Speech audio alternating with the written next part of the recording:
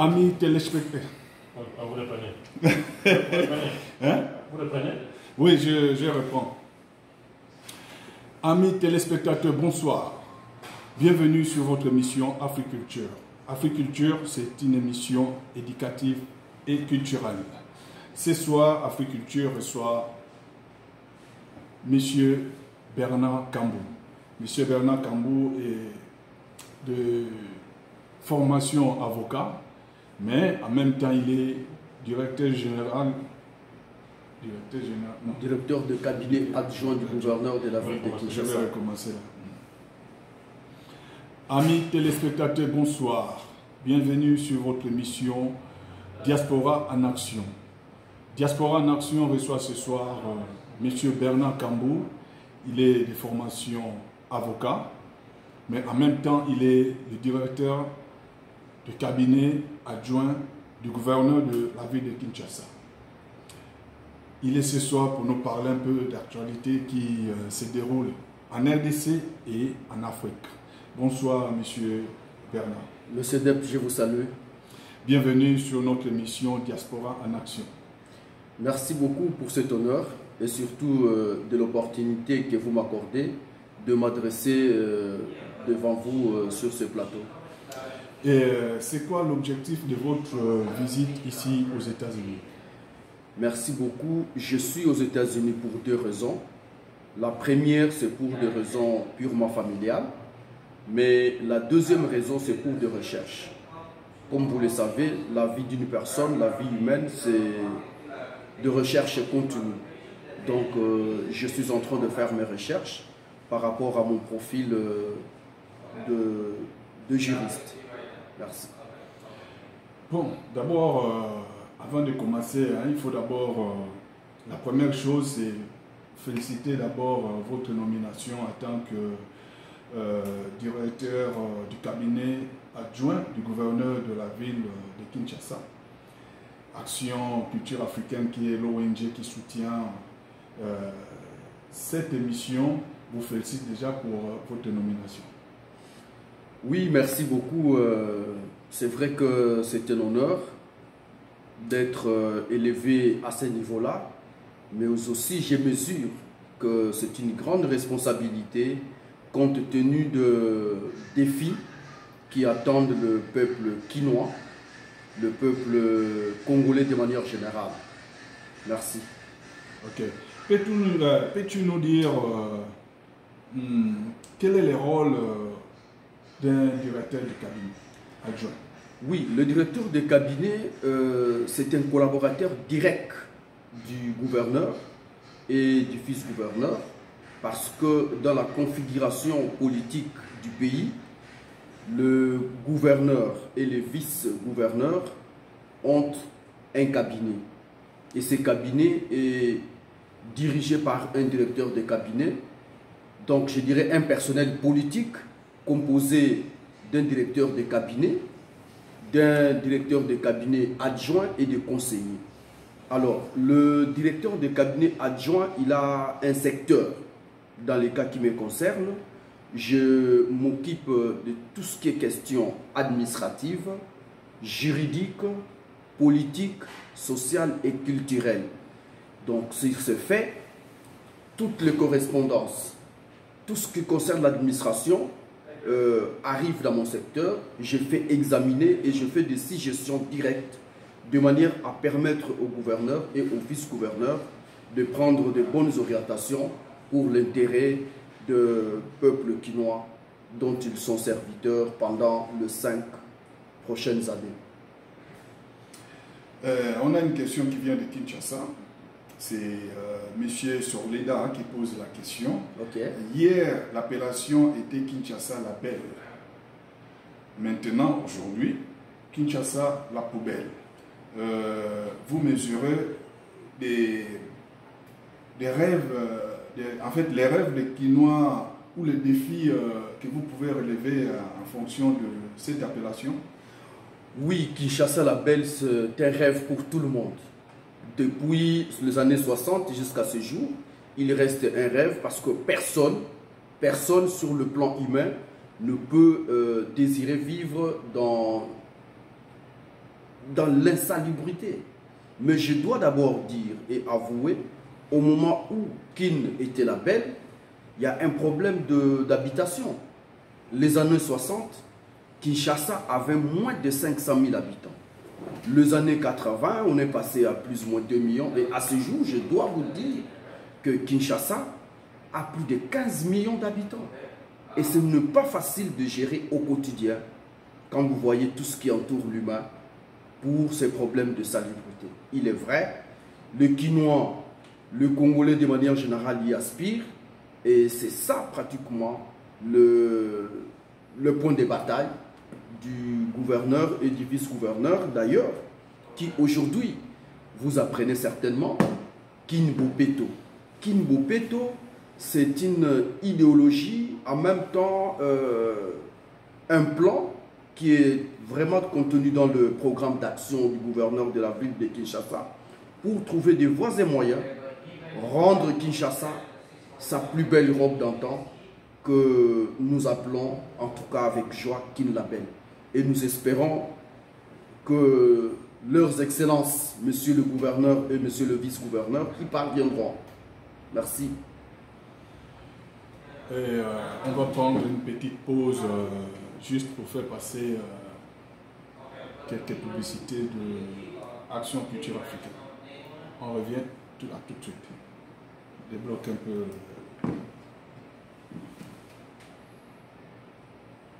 Okay. Ça pose problème les questions? Ça disparaît? Oui, ça disparaît. Donc comme c'est codé, je ne peux pas décoder ça. On peut se mettre ça par écrit. Hein? C'est plusieurs questions. Ah, okay. Donc avec le papier comme ça, c'est plus facile. Donc là, le téléphone. Voilà.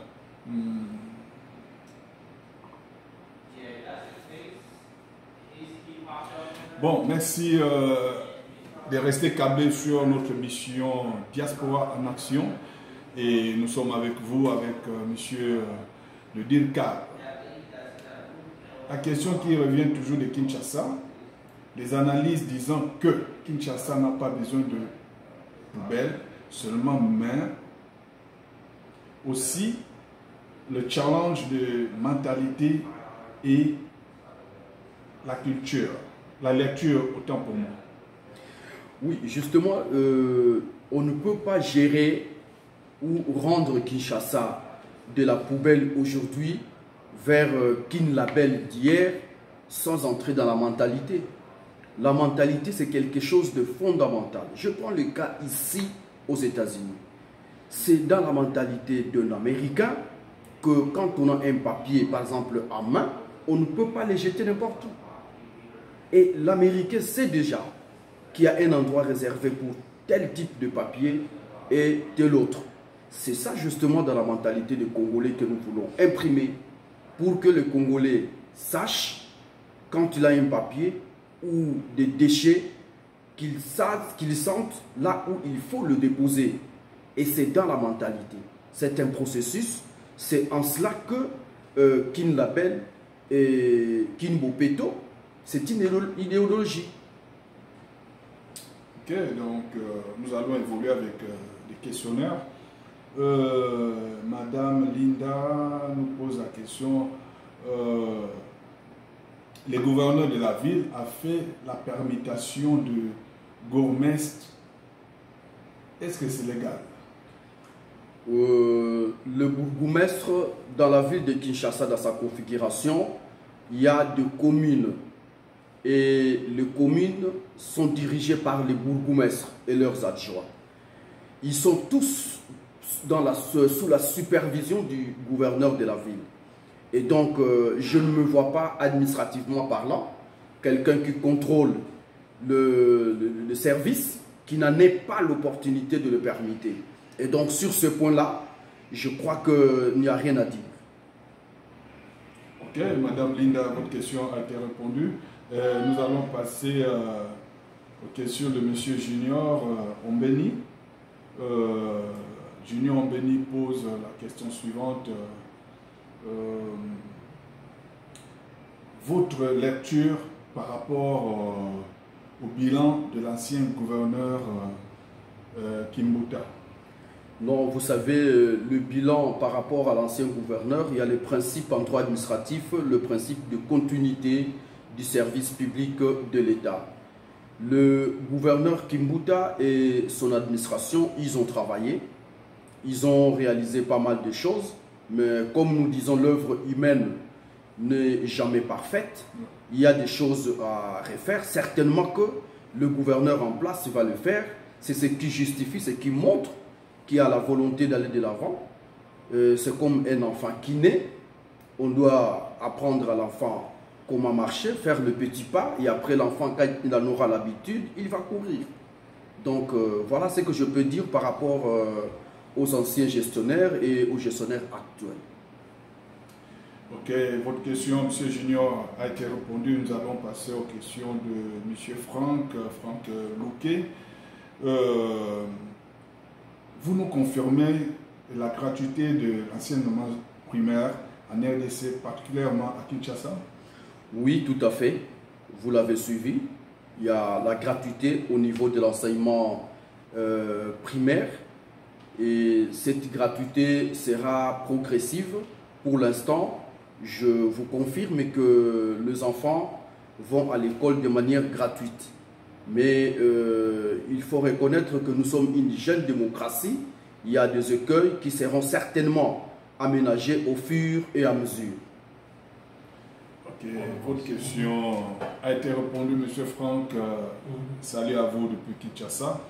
La question un peu du côté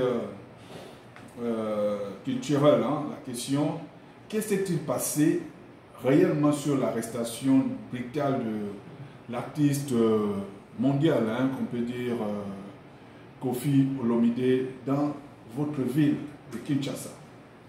Je n'ai pas été sur place, mais les informations en ma possession font état que les agents de parquet qui avaient été commis pour déposer le mandat d'amener auprès de l'artiste musicien bien connu au pays, Koffi Olomide, n'étaient pas professionnels.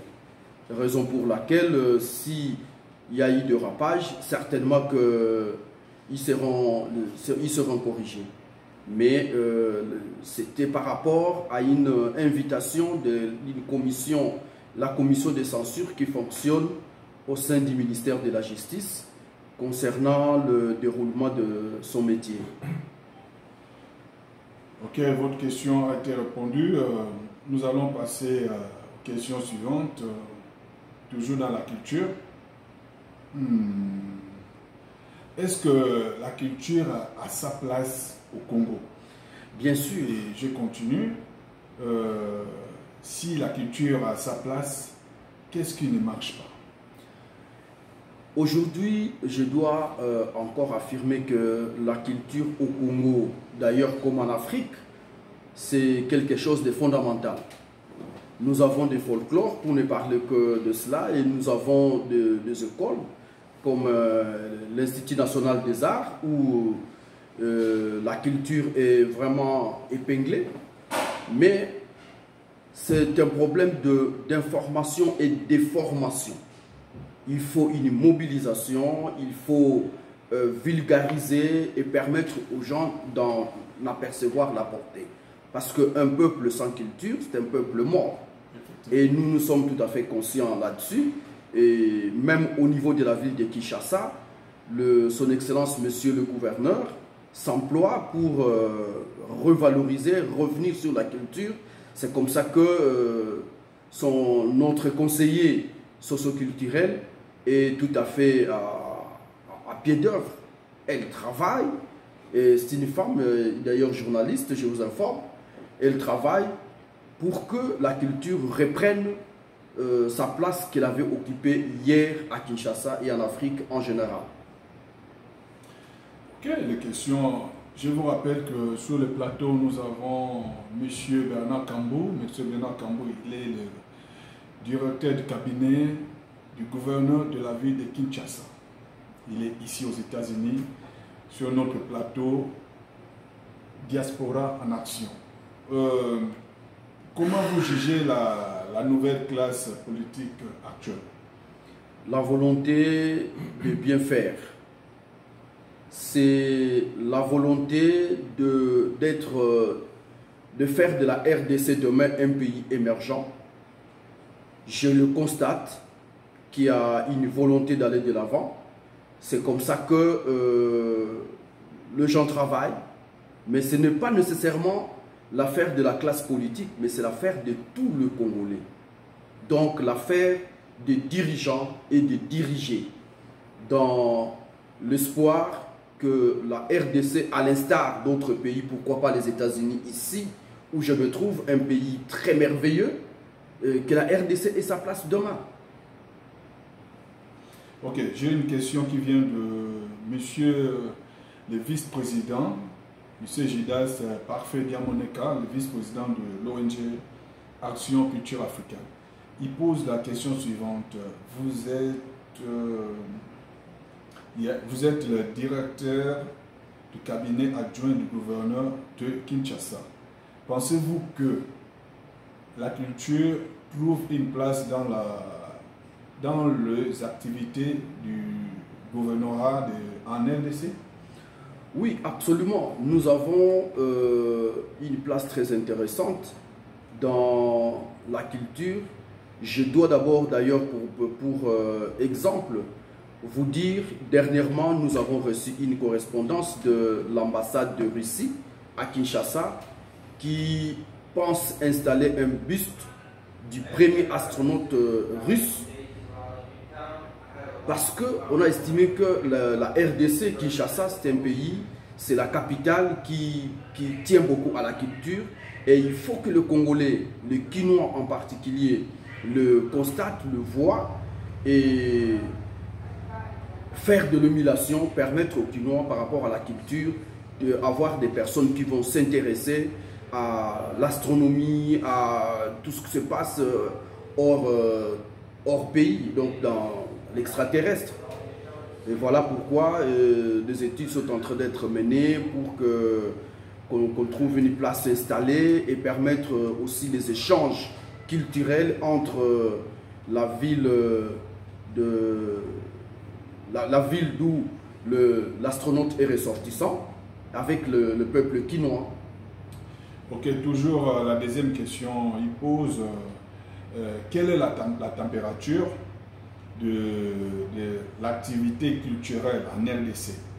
On a l'impression que tout tourne autour de la musique. Vous avez la même impression? Oui, parce que c'est vrai, la musique fait partie de la culture et la musique c'est une partie de la culture. Tant mieux pour le Congolais, c'est déjà un pas parce qu'il faut commencer quelque part. Mais nous disons, nous répétons que la culture, il n'y a pas que la musique.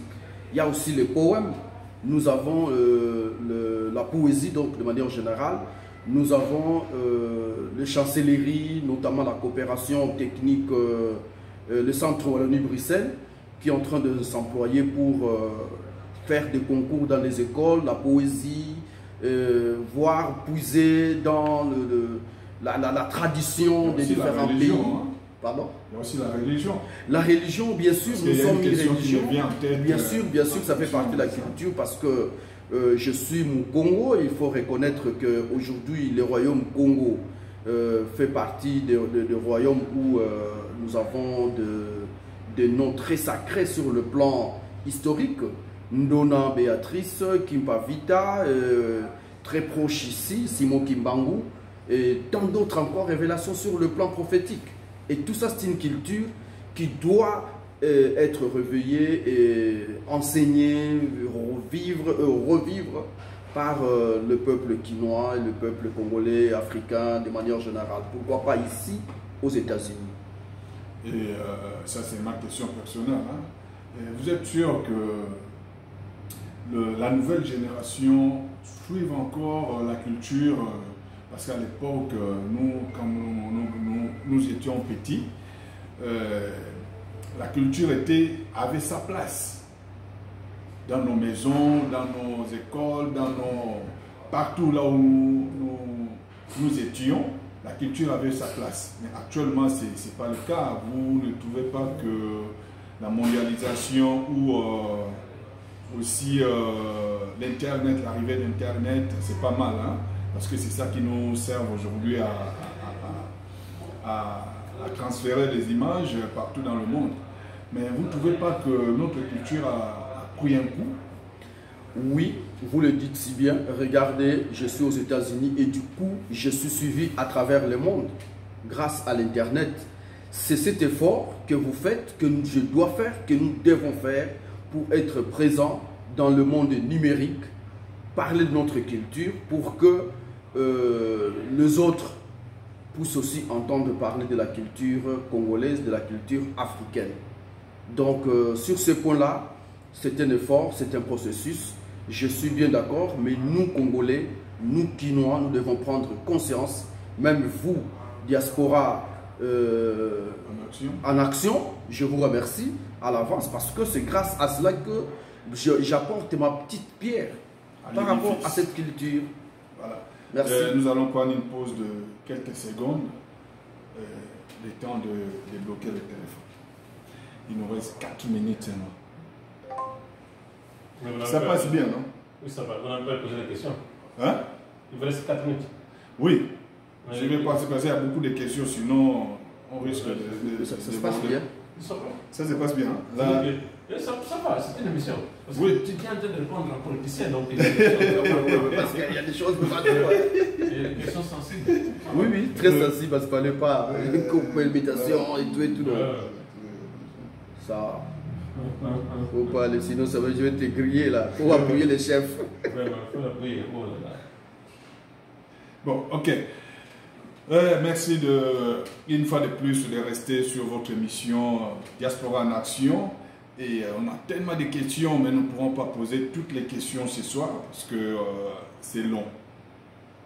La question qui vient, quel œil regardez-vous au déplacement du chef de l'État congolais comme un touriste partout dans le monde? Il n'est pas chez eux. Oui, vous savez, parce que nous parlons culture, en Afrique, vous savez, il y a un mode de communication. Vous avez des cases qui sont proches et quand vous vous réveillez le matin, vous devez faire le déplacement pour aller voir les voisins de sa case, pour savoir s'il s'est bien réveillé. C'est de la sorte que le voisin, un, se rendra compte que vous vous intéressez à lui, et de deux, que vous connaissez ses problèmes.